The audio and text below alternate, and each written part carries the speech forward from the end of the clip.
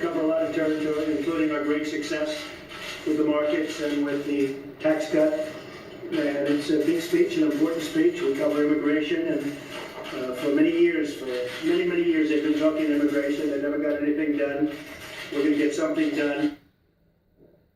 President Trump earlier, he is expected to announce tomorrow night plans for a massive overhaul of the nation's infrastructure. He has talked frequently about that, of course, starting on the campaign trail, and something that previous administrations have failed to deliver on, although they talked about it an awful lot. Watch. I'm announcing my administration's efforts to transform travel in America with an historic investment in high-speed rail. We will rebuild 150,000 miles of our roads, enough to circle the world 6 times. We will lay and maintain 4,000 miles of our railways, enough to stretch from coast to coast. I'm going to keep on fighting alongside all of you to make sure that we're doing everything we can to rebuild America, not just rebuild one bridge, but I want us to rebuild every bridge.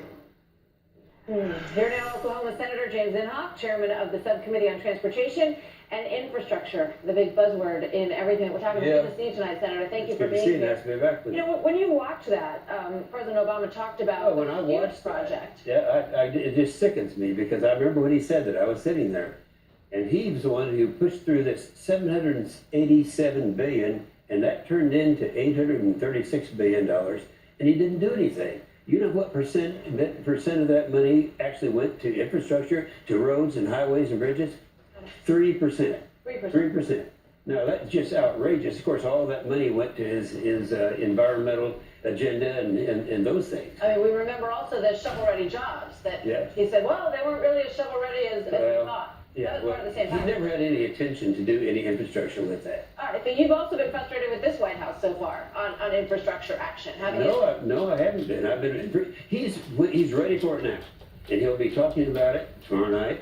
And I think that'll be one of the main things. That and rebuilding the military would be the 2 main items. So, in terms of the expenditures that we're going to hear about tomorrow night, how much is the president going to commit to infrastructure? And we're already hearing from states and municipalities that they're worried that the burden's going to fall on them and that they don't have the money to do it. Well, first of all, there will be an incentive there for states and for the private sector and for local governments, because the money, the differential between the $200 billion and the trillion, whatever it ends up being, is going to be, a lot of the incentives will be there for them to do it. There'll be other things like the WIPIA program, which they would change the definition so it can go to some other project. But I'll tell you, the major area where money's going to be coming in, nobody believes it. They just don't, it's not logical. But the Democrats won't admit it. And yet this started with John Kennedy. This was his program. If you remember reading about it, you're too young to have been there, but you remember reading about it. What he said at that time was that we need more money for the Great Society programs. This is John Kennedy. He said the best way to increase revenue coming into the country is to reduce marginal rates. And he did. And the amount, actually 4 years after he reduced the rates, remember it was 90% down to 70% and all other comparable reductions. It's unbelievable. It is unbelievable. But that's what happened. 4 years after that, that increased the total revenue coming into the country by 30%.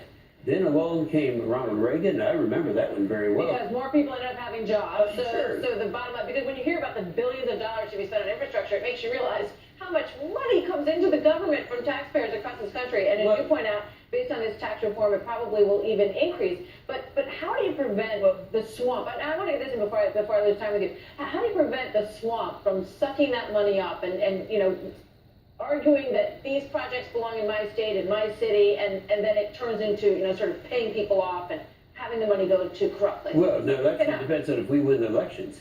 And I think we will. We'll still maintain be a majority. But let's keep in mind, one thing is no one disagrees with this.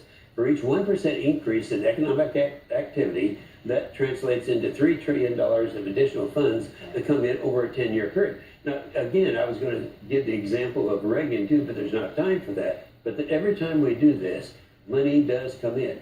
Now, the key is to keep enough conservatives in the House and the Senate, and along with this president, that isn't going to happen. We're going to have a huge amount of money coming in. Got your work cut out for you in the midterms, and we'll be watching. Thank you very much. It's good to see you, Senator. Thanks for being here.